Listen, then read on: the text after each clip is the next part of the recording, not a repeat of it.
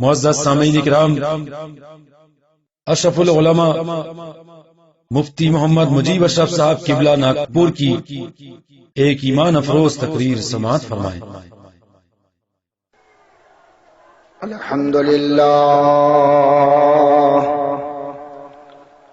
الحمدللہ نحمده ونستعینه ونستغفره اما بعد اعوذ باللہ من الشیطان الرجیم بسم اللہ الرحمن الرحیم ان الذین قالوا ربنا اللہ ثم استقاموا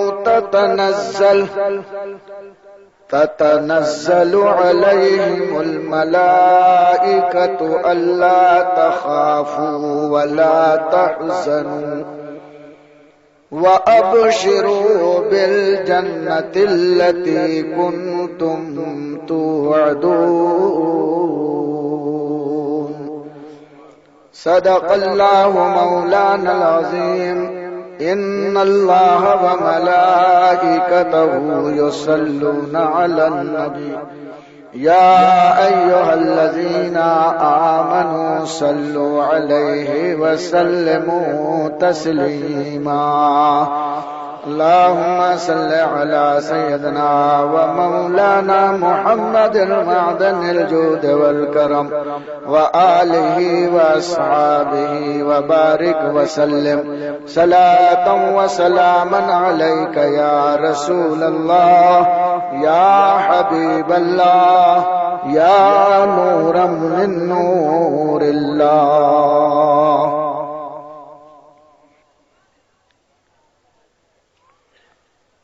مجدد اعظم اعلی حضرت محسن اہل سنت حضرت والا مرتبت امام احمد رضا فاضل بریلوی رضی اللہ تعالی عنہ ارشاد فرماتے ہیں، کاف گیسو ہا دہن یا ابرو آنکھیں عین سات، کاف ہا یا عین ساد ان کا ہے چہرہ نور کا، کاف ہا یا عین ساد ان کا ہے چہرہ نور کا۔ دیکھو جب محبت ہوتی ہے کسی سے تو محبوب کی اداؤں کو وہ اس طرح سے دیکھتا ہے کہ ہر اچھی چیز میں محبوب کا جلوہ نظر آتا ہے۔ امام احمد رضا وہ عاشق صادق ہیں کہ میرا یقین ہے کہ صرف اگر ان کی پرچھائی پڑ جائے تو لوگوں میں عشق مصطفیٰ کی جوت جگمگانے لگے، لیکن اس پرچھائی کا فائدہ انہی لوگوں کو ہوگا جن میں استعداد ہے، ورنہ ابو جہل تو حضور کو زندگی بھر دیکھتا رہا، جہنم کا کندہ رہا، ابو لہب زندگی بھر دیکھتا رہا، رشتہ داری کا دعویٰ کرتا رہا، لیکن تبت یدا ابی لہب کی جو مار اس پر پڑی ہے تو آج تک سیدھا نہیں ہو سکا۔ سمجھے؟ یہ استعداد کی بات ہے، لیکن صہیب روم سے آئے، بلال حبش سے آئے، سلمان فارس سے آئے، کوئی مغرب سے آ رہا ہے، کوئی مشرق سے آ رہا ہے، کوئی جنوب سے آ رہا ہے، کوئی شمال سے آ رہا ہے، اور چہرے انور دیکھ کر قدموں میں سر رکھ کر پڑھتا ہے لا الہ الا اللہ محمد الرسول اللہ صلی اللہ تعالی علیہ وسلم، تو وہ دنیا کا امام بن جاتا ہے، دنیا کا سردار بن جاتا ہے، وہ حبشی غلام اب نہیں رہتا ہے۔ امام احمد رضا کیا فرماتے ہیں ذرا سنو. کروں تیرے نام پہ جا فدا، نہ بس ایک جا دو جہاں فدا، ارے دو جہاں سے بھی نہیں جی بھرا، کروں کیا کروڑوں جہاں نہیں.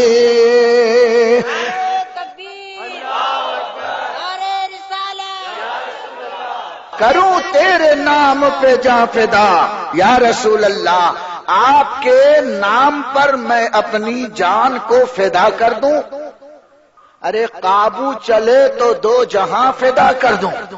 آگے فرماتے ہیں دو جہاں سے بھی نہیں جی بھرا. یہ دونوں جہان فدا کر دیا پھر بھی جی نہیں بھرا، تسلی نہیں ہوئی. دو جہاں سے بھی نہیں جی بھرا. یا رسول اللہ کیا کروں؟ کروڑوں جہاں نہیں. اگر کروڑوں جہان بس میں ہوتا تو قدم ناز مصطفیٰ پر قربان کر دیتا. یہ جذبہ صادق ہوتا ہے تب عشق نکھرتا ہے. امام احمد رضا بغدادی قاعدہ پڑھتے ہیں اور مصطفیٰ کی نعت گنگناتے ہیں. الف سے، بے سے، تے سے، جیم سے، ہے سے. تم تو پڑھے اور پڑھ کر کے دو چار ڈنڈے کھا کر گھر روتے ہوئے چلے گئے، لیکن یہ امام احمد رضا کا قاعدہ بغدادی پڑھنے کا ڈھنگ سیکھو. بخاری پڑھ گئے کچھ نہیں سمجھ میں آیا، اور یہاں تو بغدادی قاعدہ پڑھ کے دنیا کو سمجھا رہے ہیں اور عشق کا نکھرا مزاج دے رہے ہیں. فرماتے ہیں کاف گیسو، ہا دہن، یا ابرو آنکھیں، عین صاد. بغدادی قاعدہ میں یہ سب ہے نا، علی بیتے یہ سبھی ہے. امام احمد رضا فرماتے ہیں رسول اکرم صلی اللہ علیہ وسلم کا گیسوئے پاک کاف کی طرح ہے. چھوٹا کاف. چھوٹا کاف بغدادی قاعدے میں کیسے لکھا جاتا ہے؟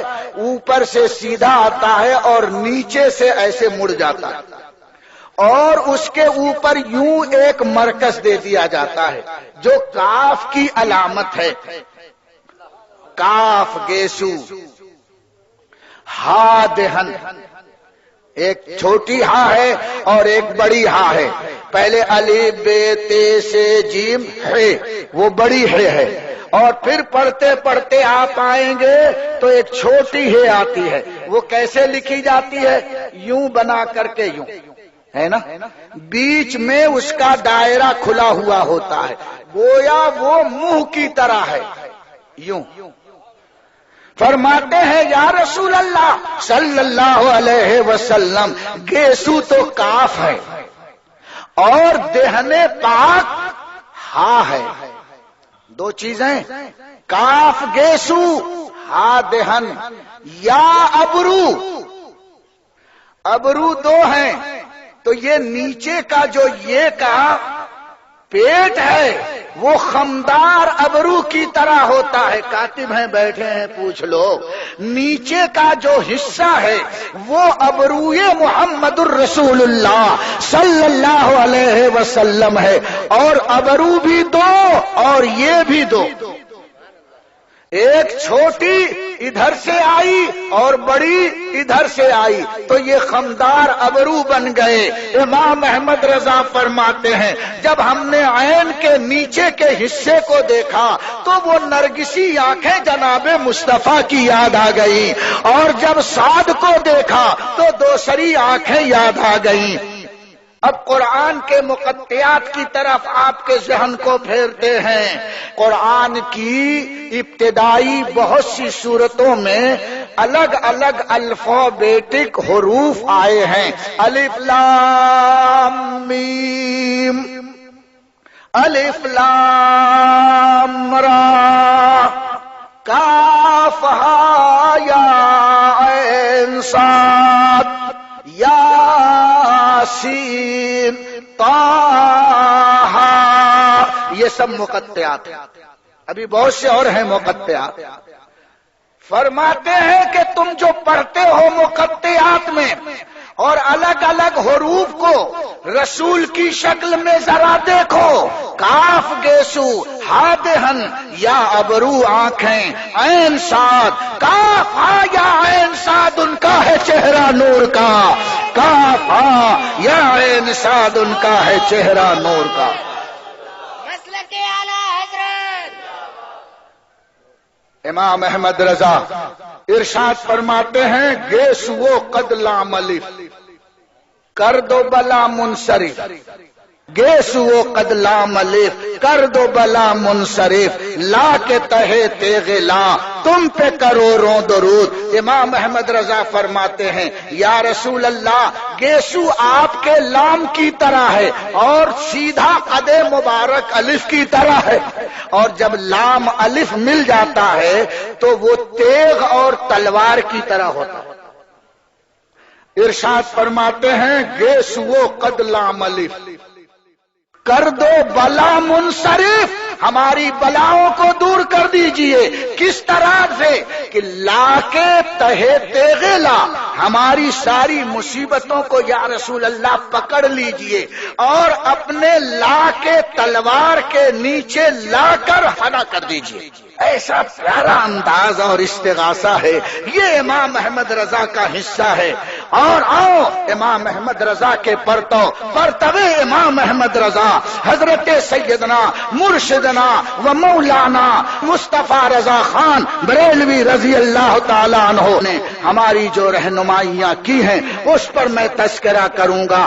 آیت کریمہ پہلے سنو جو میں نے آپ کے سامنے خطبہ مسنونہ کے بعد تلاوت کی ہے. اللہ ارشاد فرماتا ہے ان الذین قالوا ربنا اللہ ثم استقاموا تتنزل علیہم الملائکہ الا تخافوا ولا تحزنوا وابشروا بالجنۃ التي کنتم توعدون.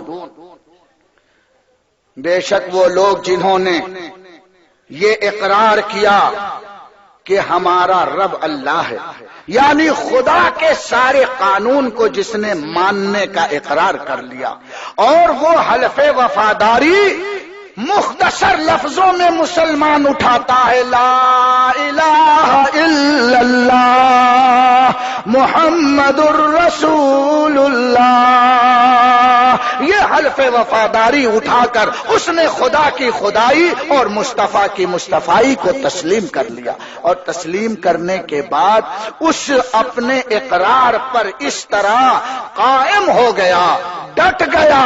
زمانہ ادھر سے ادھر ہو لیکن یہ بندے مومن کا جادہ قدم اپنے نقطے سے پوائنٹ سے الگ سرکنے کے لیے تیار نہیں.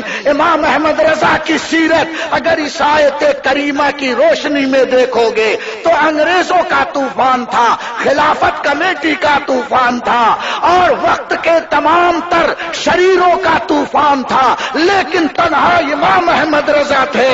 اور اس وقت میں تنے تنہا بریلی کا یہ تاجدار ہر ایک مخالف طاقتوں کو اور اسلام کے خلاف اٹھنے والی ہواؤں کے رخ کو موڑ رہا تھا، گالیاں سن رہا تھا، لیکن پائے ثبات میں لغزش تک نہ آئی. یہ تھا استقامت علی الدین. اور قرآن فرماتا ہے جب کوئی بندہ دین پر قائم ہو جاتا ہے لوگ اس کے مخالف ہو جاتے ہیں تتنزل علیہم الملائکہ، اس پر فرشتے اترتے ہیں اور کیا کہتے ہیں اللہ تخافوا ولا تحزنوا، گھبرانا مت، خوف مت کھانا. یہ اللہ والے مخالفوں سے کیوں نہیں ڈرتے؟ اس لیے تمہیں معلوم نہیں ہے، وہ جانتے ہیں. روز فرشتے آتے ہیں کہتے ہیں خوف مت کھانا، ہم تمہارے ساتھ ہیں، نحنو اولیاؤکم، ہم تمہارے مددگار ہیں، کام کیے جاؤ، ڈٹے رہو، سارا سیلاب آئے گا، یہ سر پھوڑ پھوڑ کر واپس چلا جائے گا. ارے ہمالیہ سرک سکتا ہے لیکن بندہ مومن کی استقامت اپنی جگہ سے لرزہ براندام نہیں ہو سکتی، اس لیے کہ فرشتے اس کا ساتھ باطنی طور پر دیتے. اللہ تخافوا ولا تحزنوا، گھبرانا نہیں، خوف مت کھانا. وَأَبْشِرُوا بِالْجَنَّةِ الَّتِي كُنْتُمْ تُوعَدُونَ، یہاں بیٹھے بیٹھے ہی جنت کی بشارت لے لو جس جنت کا تم سے وعدہ کیا گیا ہے۔ تم نے بہت کارنامے انجام دیے، دین کی بڑی خدمت کی، استقامت کے تم دھنی ہو، تو فرشتے دنیا میں اسے جنتی ہونے کی بشارت دیتے۔ سمجھے آپ؟ یہ نہیں دیکھتے کہ کس نسل کا ہے، کس خاندان کا ہے۔ فرشتے صرف یہ ڈھونڈتے ہیں کہ اس میں استقامت ہے کہ نہیں۔ ایمان کی استقامت اگر ہے تو اللہ فرشتوں سے کہتا جاؤ اس کے پاس۔ ارے ایک دو فرشتے نہیں، پورا جلوس کا جلوس آتا ہے، ایک بھیڑ ہوتی ہے، لیکن ہماری نگاہیں اس بھیڑ کو نہیں دیکھتی، اور وہ اللہ والا جو جادے صراط مستقیم پر مستقیم ہو گیا ہے، وہ بغیر کسی خطرے کے وہ اپنا کام کرتا چلا جاتا ہے، تقویٰ کا وہ دھنی ہوتا ہے۔ اب آؤ، میں نے خود اپنی آنکھ سے اپنے پیر و مرشد کو ایمرجنسی کے زمانے میں دیکھا،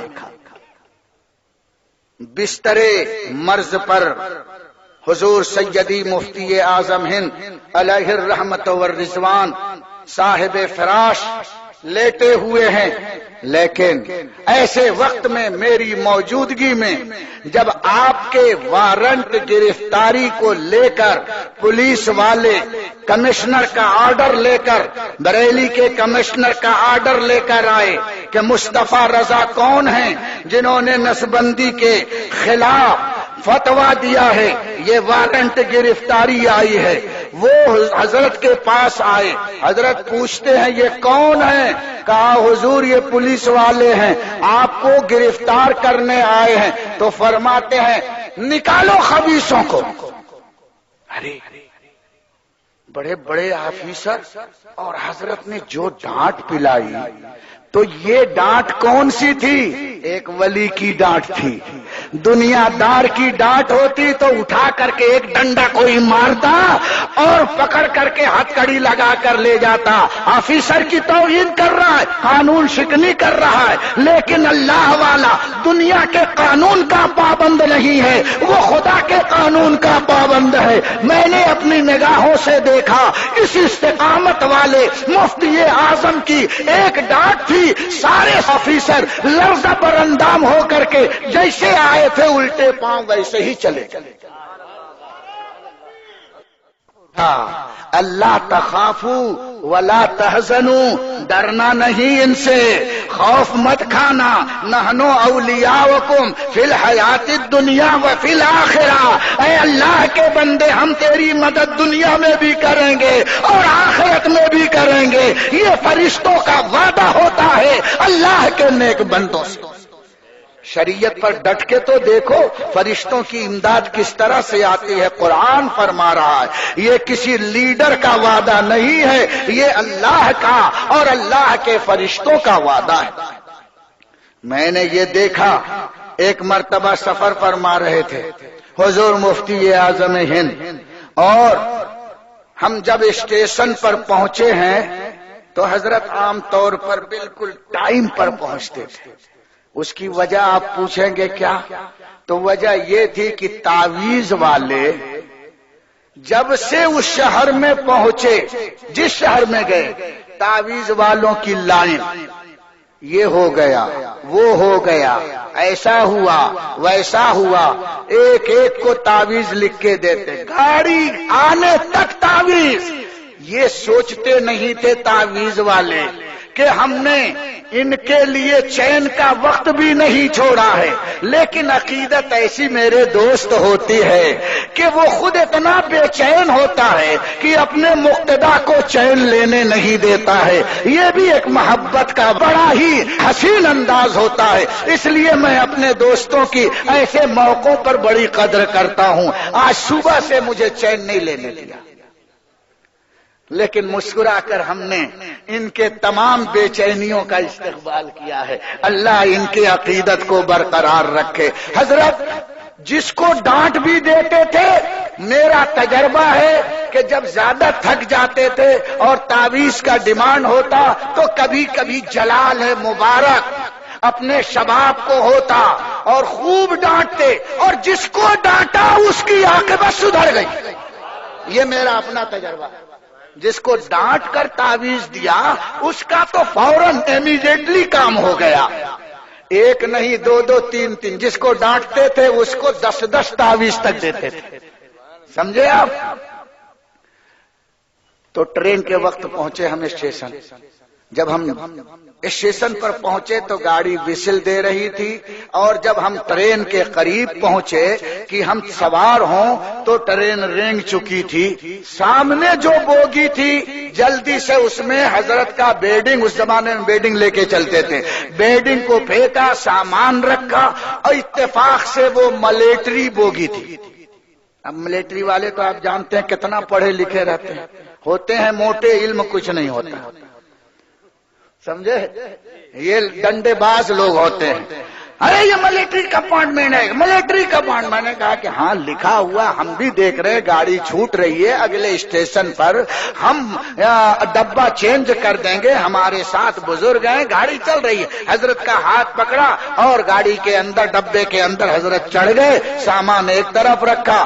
دیکھا تو سب فوجی جوان ٹانگیں پھیلا پھیلا کر کے ایک ایک سیٹ پر، اور وہ پتے کھیل رہے ہیں، آپس میں ہنسی مذاق کر رہے ہیں. ایک فوجی سے میں نے کہا کہ بھائی تھوڑا سا اپنا یہ کالا بلینکٹ اور کمبل سرکا لو اور پیر سرکا لو، یہ ہمارے بزرگ ہیں، گرو ہیں، وہ یہ بیٹھ جائیں، کھڑے ہیں. تو ناگواری سی اس کے چہرے پر معلوم ہوئی، لیکن اس نے پیر سمیٹ لیا. حضرت کو میں نے وہاں پر بٹھایا. حضرت نے اس کے کمبل کو یوں پلٹ دیا، کمبل پر نہیں بیٹھے، برتھ پر بیٹھے. اور جب بیٹھ گئے تو میں نے یہ دیکھا بار بار وہ فوجی اپنا پیر ایسے کرتا تو حضرت کے کمر میں آ کر کے اس کا پیر لگتا. مجھے اچھا نہ لگا. میں نے کہا یہ بزرگ ہیں اور تمہیں ذرا بھی خیال نہیں ہے، بار بار تم اپنا پیر لگاتے ہو. تو اس نے سوری کہہ کر کے پھر ایسے سیدھے بیٹھ گیا. ان سب کی بات ہو رہی تھی. ان کا جو میجر تھا حضرت عیسیٰ مسیح اور حضرت مریم کے بارے میں یہ لوگ گفتگو کر رہے تھے. میجر نے کہا کہ عیسیٰ کوئی پرافٹ نہیں تھے اور مریم ایسی تھی ویسی تھی. غلط قسم کی باتیں شروع کی. اس وقت میں نے حضور مفتی اعظم ہند کو دیکھا ہے کہ جلال سے چہرہ سرخ ہو گیا اور فرماتے ہیں خبیث زبان روک. تو وہ میجر جو تھا کہنے لگا کہ بڑے میاں آپ ناراض کیوں ہوتے ہیں؟ ہم آپ کے پرافٹ کو نہیں کہہ رہے ہیں، ہم تو کرسچین کے پرافٹ کو کہہ رہے ہیں. تو آپ نے جواب دیا خبیث سن لے، یہ عیسائی خبیث کیا مانیں گے؟ حضرت عیسیٰ ہمارے پیغمبر ہیں، حضرت مریم کا احترام ہم کرتے ہیں. جس طرح ہم اور نبیوں کو مانتے ہیں اسی طرح حضرت عیسیٰ کا احترام ہے. ہم ان کے خلاف ایک لفظ نہیں سن سکتے. اگر تم نے اپنی زبان سے نکالا تو حضرت نے اپنی چھڑی سے. میں نے کہا کہ آج پٹائی کرتے. میں تو بھائی گھبرا گیا، کمزور دل کا آدمی. حضرت بالکل تنے ہوئے. اب فوجی نے دیکھا کہ حضرت اپنی چھڑی سنبھال کر فرماتے ہیں خبردار خاموش. جب جلال میں آپ نے ایسا کیا تو میری نگاہیں دیکھ رہی تھی کہ حضور مفتی اعظم ہند کی ڈانٹ جو استقامت کی چھاؤں میں ہو رہی تھی سارے فوجیوں کو سکتے میں ڈال دیا.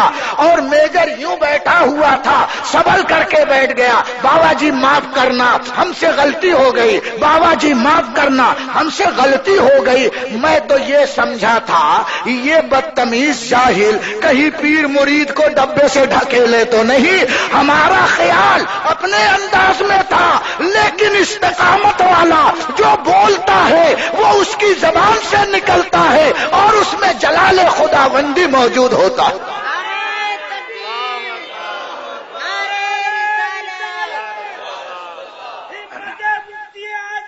واہ واہ واہ واہ، اچھا نعرہ دیا ہے.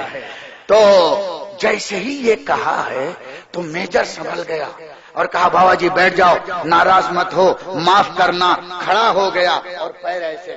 لا حول ولا قوت الا باللہ، انا للہ و انا الیہ راجعون۔ کیا کیا جائے، مصیبت ہے، ناک میں دم ہے، کیسے کیسے لوگوں سے پالا پڑتا۔ یہ الفاظ آپ نے کہے۔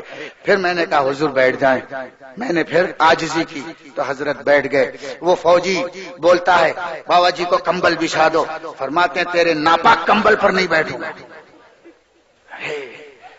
میں تو یہ سوچتا تھا کہ یہ کہیں گے کہ جگہ بھی دیا اور ہم ڈانٹ بھی کھا رہے ہیں، لیکن میں نے یہ دیکھا کہ وفادار مریدوں کی طرح ہاتھ باندھ کر سب کھڑے ہو گئے، ڈانٹ کھانے کے بعد وفادار بن گئے اور ایک پوری برتھ حضرت کے لیے خالی کر دیا۔ پھر عصر کا وقت آیا، حضرت نے کہا پانی لاؤ، میں نے پانی پیش کیا، وضو فرمایا ٹرین میں، اور حضرت کی جانماز نکال کر کے میں نے بچھایا۔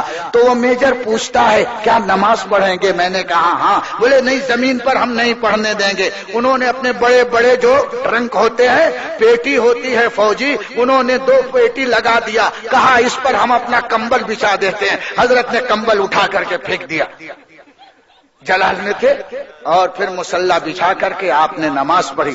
تو میں اس وقت دیکھ رہا تھا سب یوں بیٹھے ہوئے تھے، حضرت کے اٹھنے کو، بیٹھنے کو، اور آپ کے اتحیات میں پڑھنے کو، ہر ایک چیز کا وہ مظاہرہ کر رہے تھے۔ پھر جب دوسرا ایک اسٹیشن گزر گیا تھا، پھر ایک اور اسٹیشن، ایکسپریس گاڑی تھی، کچھ دیر کے بعد دوسرا اسٹیشن جب آیا، یہاں حضرت نماز پڑھ رہے تھے، گاڑی رک گئی تھی، پھر گاڑی چل گئی۔ ہم نے کہا آئندہ اسٹیشن پر ہم اپنی گاڑی بدل دیں گے۔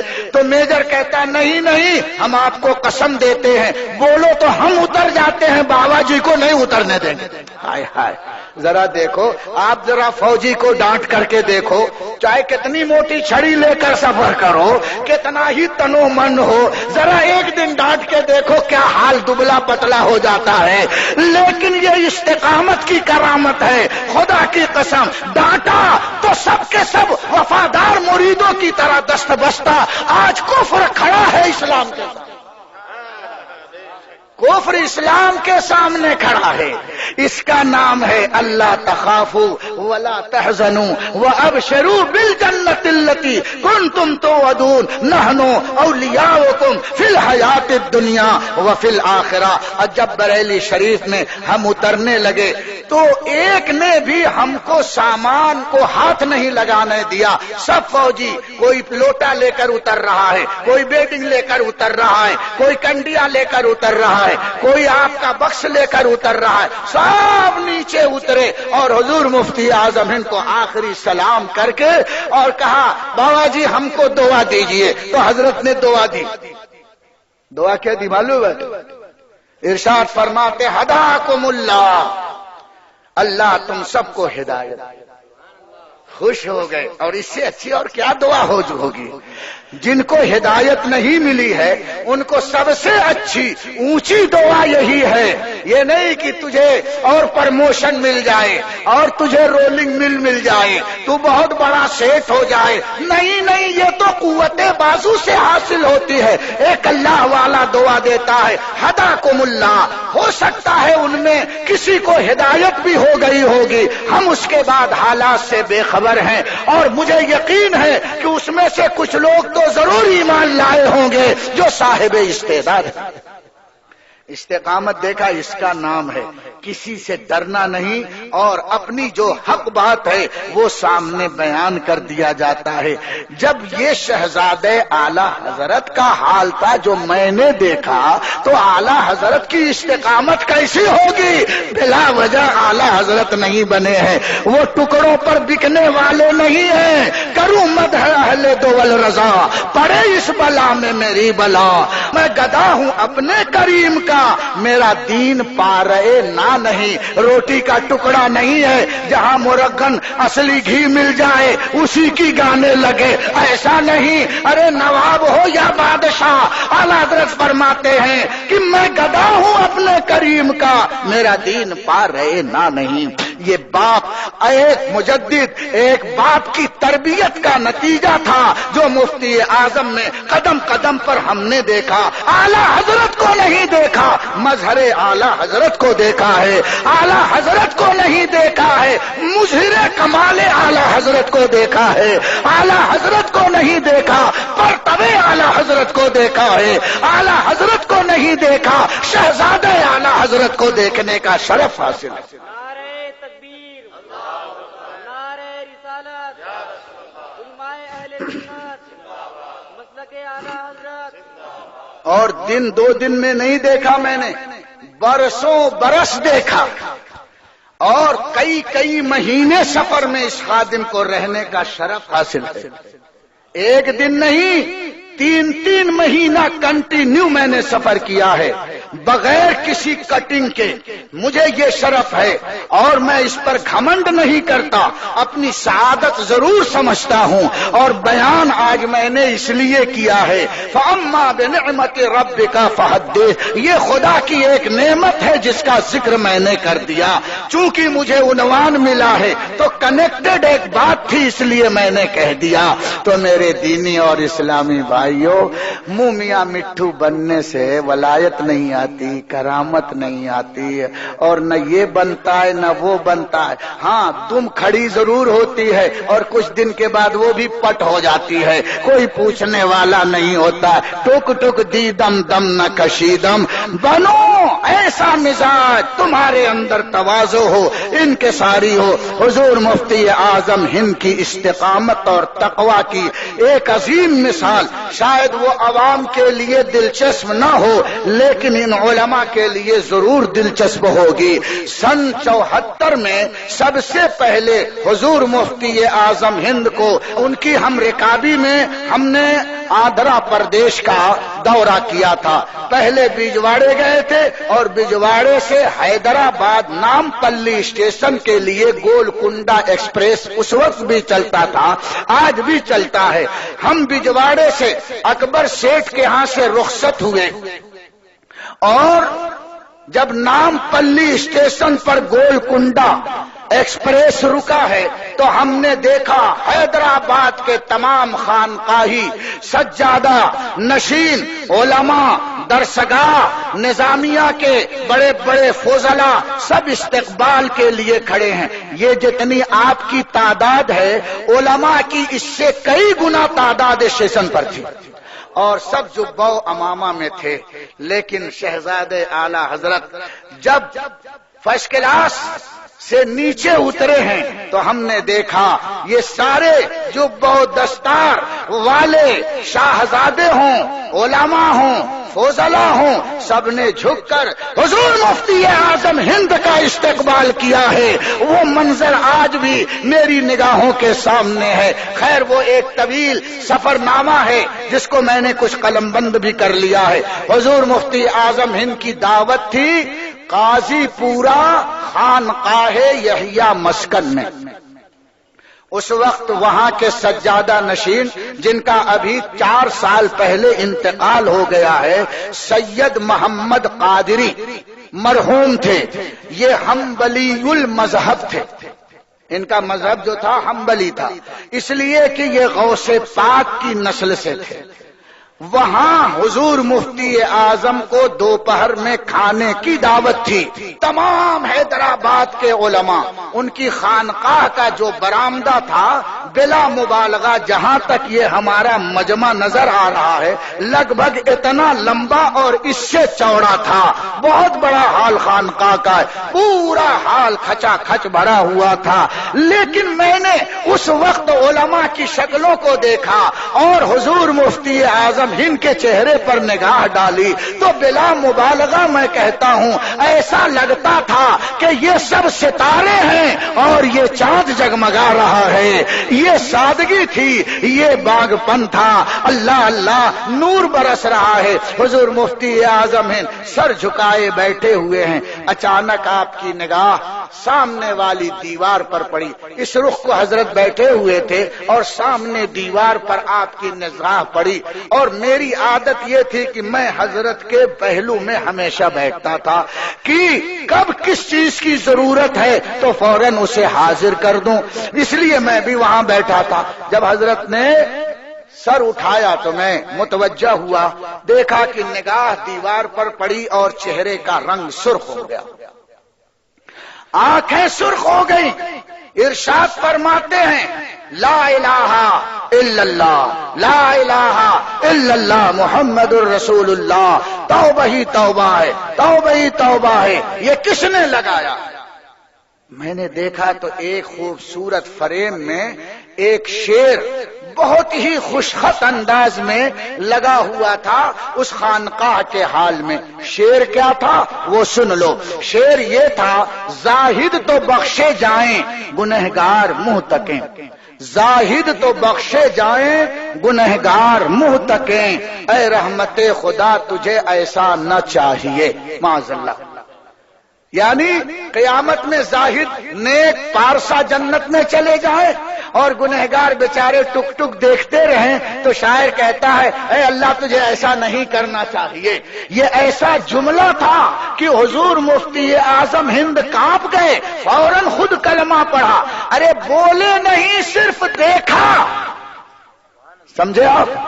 خود یہ بولے نہیں ہیں, ان کا شعر نہیں ہے, صرف دیکھا ہے, نظر پڑی ہے ایک ایسی چیز پر جو شان توحید کے خلاف ہے تو نظر پڑی اور کلمہ پڑھنے لگے. پھر ان کی زبان سے ایسے الفاظ نکل کیسے سکتے جس کا تقوی یہ ہو. جب بت خانہ دیکھتے تھے تو میں نے کبھی ایسا نہیں دیکھا.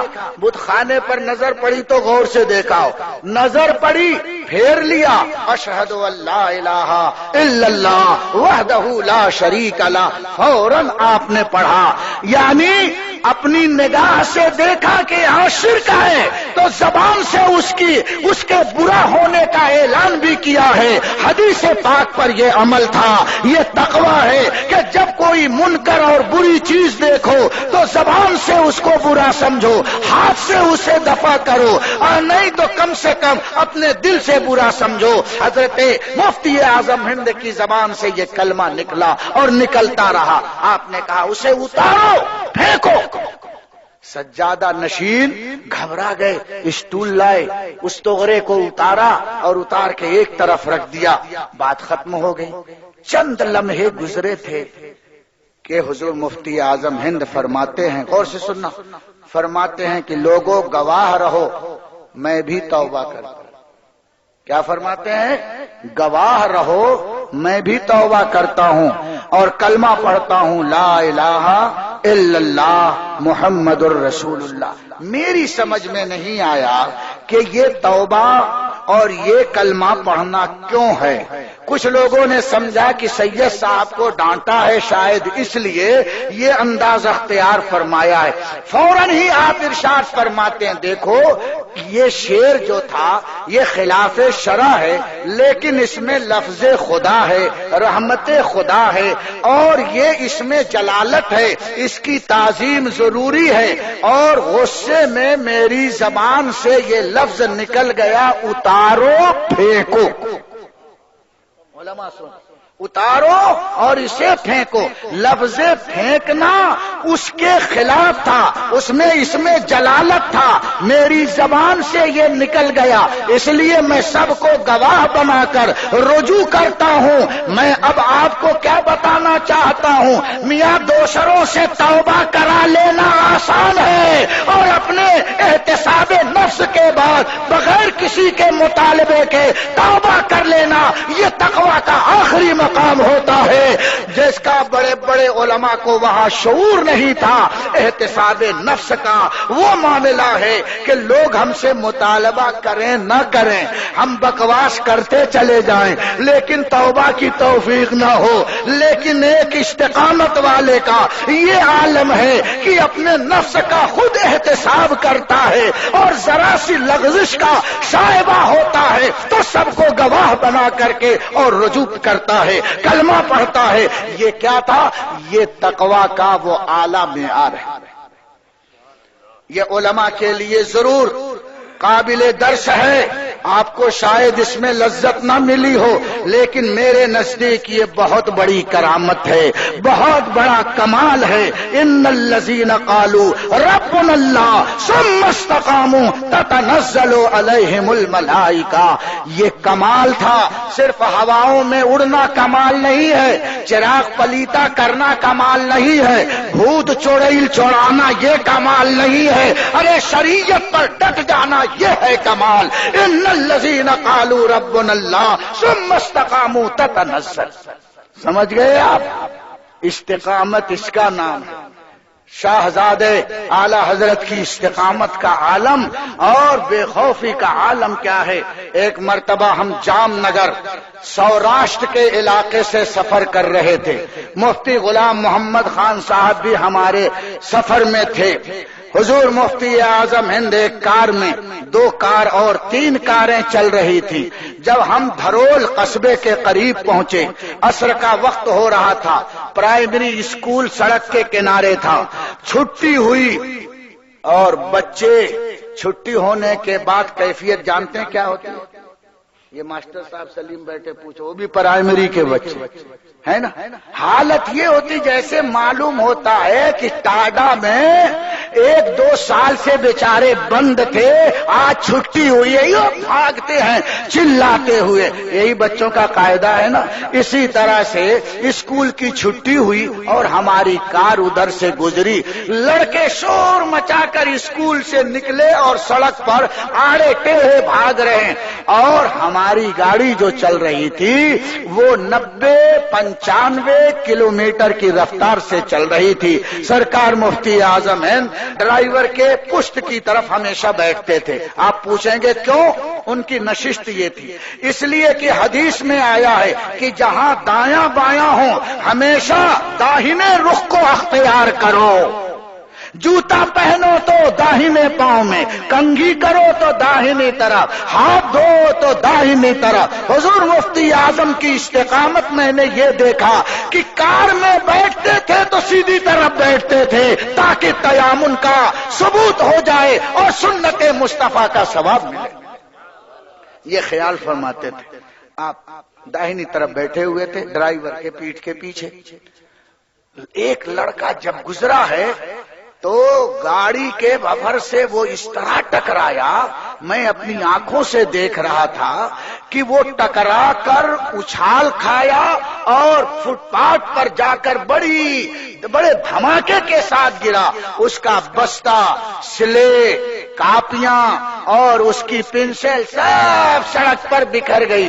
لوگوں نے جب دیکھا دوڑو دوڑو، سوچے سوچے، وہاں گجراتی بولتے ہیں، وہ آ گیا سوچے سوچے کیا ہوا کیا ہوا کیا ہوا، اور پورے کے پورے سبوں نے گھیر لیا، گھیر گھار کر کے اور بولتے پکڑو مارو پکڑو مارو. وہ اپنی زبان میں گجراتی میں بول رہے تھے، تھوڑا تھوڑا ہم بھی سمجھ لیتے ہیں، لیکن وہ پہلا معاملہ تھا تو کم سمجھتے تھے. معلوم نہیں کیا کیا بول گئے، گالیاں کوئی دے رہا ہے، کچھ کر رہا ہے، اور ایک شور ہنگامہ.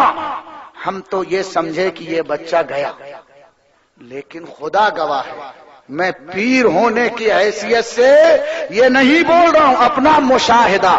آج تو مرید لوگ کیا کرتے ہیں، پیرا نمی پرند مریدا می پرانا. پیر لوگوں کو اڑنا نہیں آتا، مرید اڑاتے ہیں. ہمارے ہاں وہ معاملہ نہیں ہے. ارے وہ اڑتے ہوئے بھی ہم دیکھتے ہیں تو اس میں کم کر کے بیان کرتے ہیں کہ کہیں ہماری طرف سے اللہ والے کی طرف کوئی غلط بات منسوب نہ ہو جائے. اور غلط بات نبی کی طرف، ولی کی طرف تو اپنی جگہ ہے، کسی مسلمان کی طرف غلط بات کا انتساب حرام ہے. تو ولی کی طرف کرامت بیان کرنے کے لیے پیر صاحب نے یہ کیا وہ کیا، آواز کہیں سے نکلے گی بولیں گے الہام ہو رہا. ایسا انداز ہوتا ہے. میرے دینی اور اسلامی بھائیوں، میں نے حضور مفتی اعظم ہند کو دیکھا کہ کم سے کم پوچھیں کہ کیا ہوا، یہ ہنگامہ کیسے، جھٹکے کے ساتھ گاڑی کیوں روکی. لیکن اللہ کے بندے نے ایک لفظ ہم سے نہیں کہا، آنکھیں بند کر کے یوں بیٹھے تھے. میں اتر کر کے گاڑی سے اس بچے کے پاس گیا تو میں نے یہ دیکھا کہ سارے مجمع کے بیچ میں بچہ کھڑا مسکرا رہا. وہاں کے لوگ اس کا شرٹ اٹھا کر کے, چڈی اٹھا کر دیکھ رہے ہیں کہ کہیں چوٹ لگی ہے, کہیں فریکچر ہوا ہے, کہیں خون نکل رہا ہے. لیکن خدا گواہ ہے کہ اس کو تنکے کی خراش تک بھی نہیں آئی تھی. حضرت مفتی اعظم ہند آنکھیں بند کیے ہوئے بیٹھے ہیں. میں سمجھ گیا. مفتی غلام محمد صاحب سے فوراً میں نے عرض کیا کہ اگر اس آیت کریمہ کی عملی تفسیر دیکھنی ہے کہ الا ان اولیاء اللہ لا خوف علیہم ولا هم يحزنون, کہ اللہ والوں کو نہ کوئی خوف ہوتا ہے نہ کوئی غم ہوتا ہے, تو اس وقت حضرت کا چہرہ دیکھیے کتنا حساس بشاش ہے, کتنے مطمئن ہیں, آنکھیں بند ہیں. یہ آنکھیں بند کر کے نصیبے کو کھول رہے تھے, مرنے والے کو بچا رہے تھے.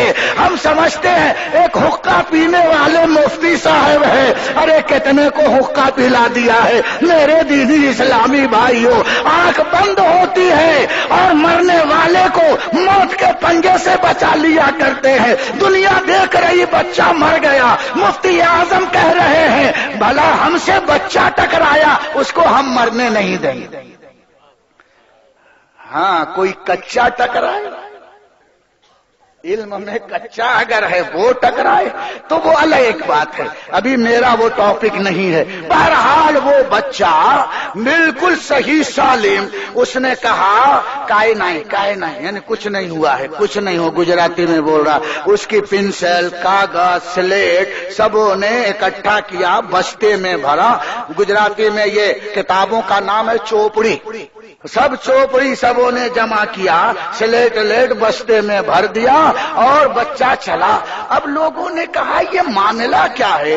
ہم نے فٹ بال جیسے اچھلتے دیکھا, ٹکراتے دیکھا, آواز سنی, یہ سب کچھ ہوا اور بچے کو کچھ نہیں ہوا. پھر لوگوں نے کار کی طرف دیکھا تو ایک بزرگ جس میں مسلم بھی تھے, ہندو بھی تھے, سب نے کار کو گھیر لیا. ارے کہہ دی یہ تو مہاتما ہے, کسی نے کہا یہ مولانا ہے, کسی نے کہا بابا ہے, اور گجراتی میں بولتے باپو. تو لوگ آئے بولے رہے تو باپو ہیں. اب وہاں پر سب سلام کر رہے ہیں. دھرول والوں نے کہا ان کو تو رکنا پڑے گا. ہم نے کہا ہمیں ابھی بہت دور پہنچنا ہے, لیکن نہیں مانے. آخر ہم کو عصر کی نماز بھی پڑھنی تھی. ہم شہر میں اندر گئے, عصر کی نماز پڑھی, ناشتہ کیا گیا, اور پورا دھرول اس دن حضور مفتی اعظم ہند سے مرید ہو گیا. ایک بچہ ٹکرایا. نعرے تکبیر, نعرے رسالت. ایک ایکسیڈنٹ نے پورے گاؤں کو صراط مستقیم پر لگا دیا. تو اب سمجھ میں آیا اگر ان سے کوئی بچہ ٹکرایا بھی ہے تو ہدایت کا راستہ لاکھوں نے پایا ہے. ان کا ایکسیڈنٹ بھی ہدایت کا مرکز ہوتا ہے, اور سیدھے چلے جائے تب بھی ہدایت کی برسات کرتے ہوئے جاتے ہیں. آپ نے دیکھا یہ انداز. ایک مرتبہ اس سفر میں نہیں تھا. مولانا ابراہیم ترکی جو حضرت کے خلیفہ ہیں اور ابھی زندہ ہیں, ان کی عمر 104 سال کی ہو چکی ہے. وہ راجکوٹ میں ہیں. ابھی میں ادھر سے آ رہا ہوں, ملاقات تو نہیں ہو سکی, طبیعت خراب ہے. اور بڑے مجاہد آدمی مولانا ابراہیم ترکی, وہ ترک کے رہنے والے. اس زمانے میں وراول میں جو بٹالین ترکیوں کی تھی اس کے وہ ایک سپاہی تھے. 104 سال کی عمر ہو گئی. گورے چٹے, بہترین داڑھی سفید, اور کلائیاں اتنی چوڑی چوڑی ہیں اور لمبے سے ہیں, ڈنڈا اتنا موٹا رکھتے ہیں. آج بھی اگر کسی نے کچھ کہا تو تن جاتے ہیں. 104 سال میں تن کر کے چلتے ہیں, ٹنا ٹن ہے. انہوں نے بیان کیا مجھ سے, بزرگ آدمی ہے, کہ ہم ایک سفر کر رہے تھے. اس میں سید عبد القادر حضور مفتی اعظم ہند کے بڑے چہیتے مرید راجکوٹ کے تھے, اور بھی احباب تھے جن کے سارے نام مجھے معلوم ہیں. شام کے وقت سفر کر رہے تھے, اور وہاں کی بولی میں گولوں کو وہ کہتے ہیں بھڑواڑ. کیوں ہے نا بھڑواڑ بولتے ہیں؟ الطاف بھائی بتائیں. بھڑواڑ یہ اپنے گائے ڈھور سب چرا کر کے گھر کو واپس ہو رہے تھے اور دن ڈوب رہا تھا. گائے کا ایک چھوٹا سا بچڑا جس کے کان میں ہوا بھر جاتی. ہوا بھرنا جانتے ہیں؟ ہمارے پورب میں اس کو پدرونکنا بولتے ہیں. یعنی چھوٹے بچے دم اٹھا کر آڑے اٹیڑا پورا ادھر ادھر کہاں جا رہا ہے اس کو کچھ خبر نہیں، کلیل کرتا ہے. ایسے ہی ایک بچڑا کلیل کرتا ہوا سڑک پر آیا اور حضرت کی کار کے نیچے دب کر کے ایک بھیانک آواز نکلی اور وہیں مر گیا. جتنے بھڑواڑ بڑے ظالم ہوتے ہیں، ان کا لباس بھی دیکھ کر ڈرو گے. ان کی مونچھ ایسا ہوتا کہ بکری کی پونچھ ہے، یہ بڑی بڑی. پوچھو ان سے، گجرات سے رہنے والوں کو بتائیں گے. عجیب لباس، عجیب کاشتہ، دیکھ کر کے ڈر لگتا ہے. اور اگڑی پگڑی وہ عجیب آڑی ٹیڑھی باندھتے ہیں.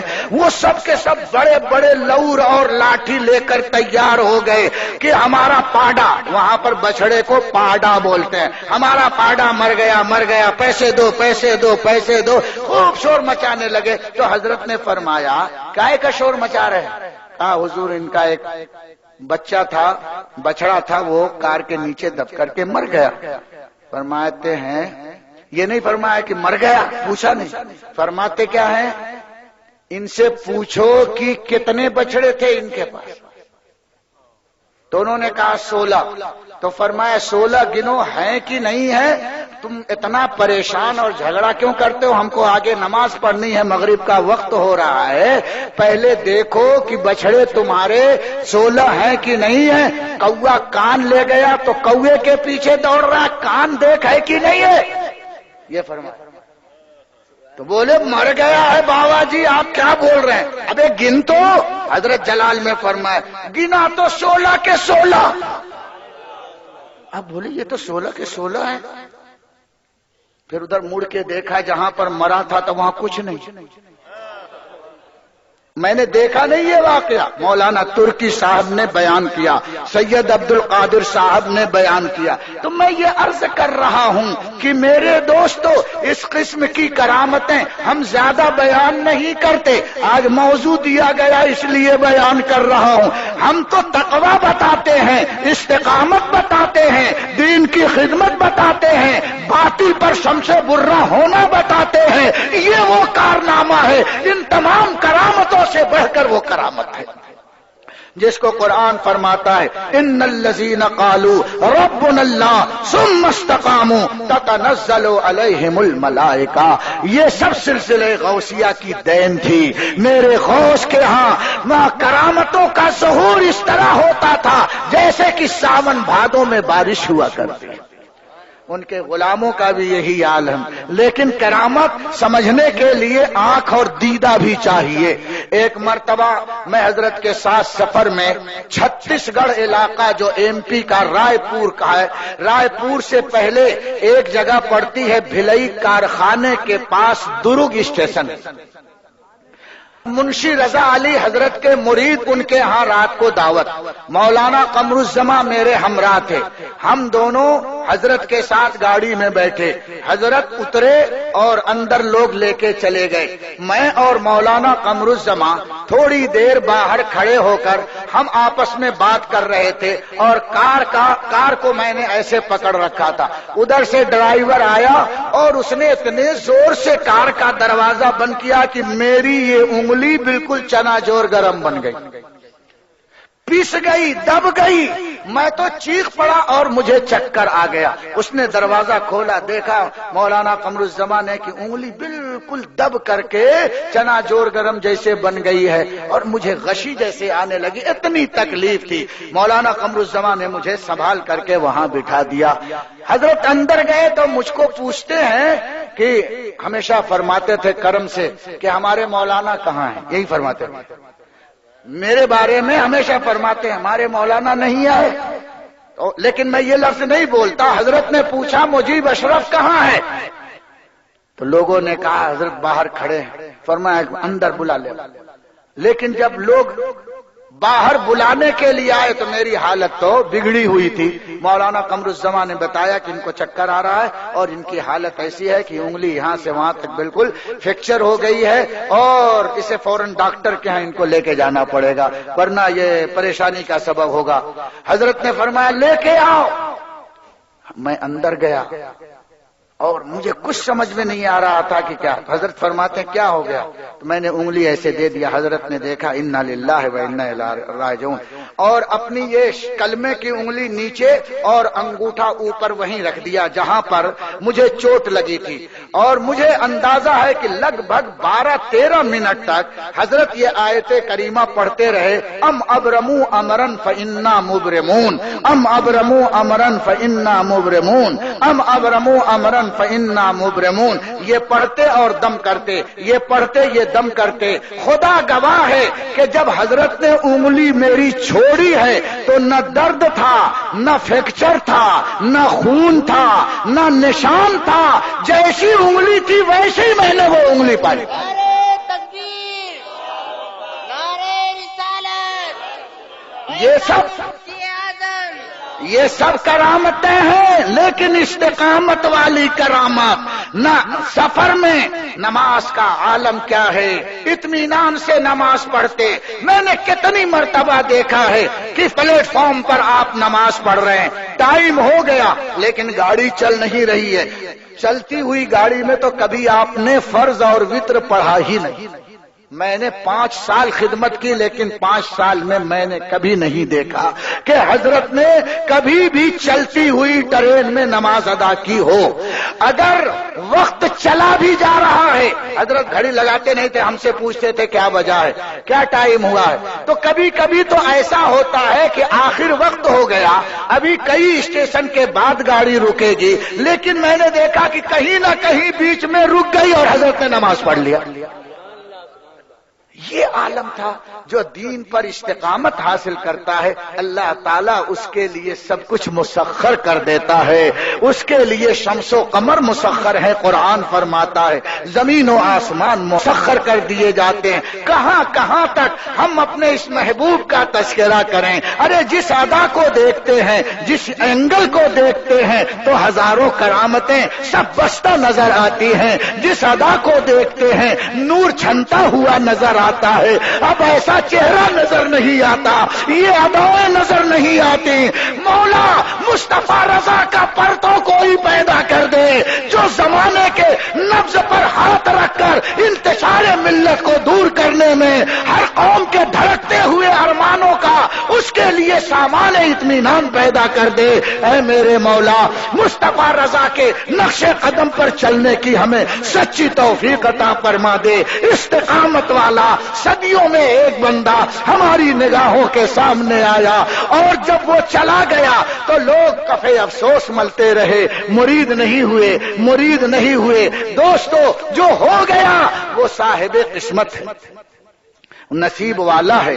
پروردگار عالم حضور مفتی اعظم کے روحانی فیوز و برکات سے مالیگاؤں کو مالا مال فرما دے اور رضا اکیڈمی کے ہونہار جیالوں کو انتہائی خلوص و عقیدت کے ساتھ اعلی حضرت کے مسلک کو آگے بڑھانے کا سچا شعور اور جذبہ اور حوصلہ عطا فرمائے.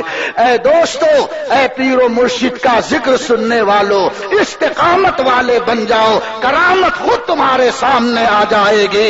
ان الذین قالوا ربنا اللہ ثم استقاموا تتنزل علیہم الملائکہ الا تخافوا ولا تحزنوا وابشروا بالجنۃ التی کنتم توعدون وما علینا الا البلاغ.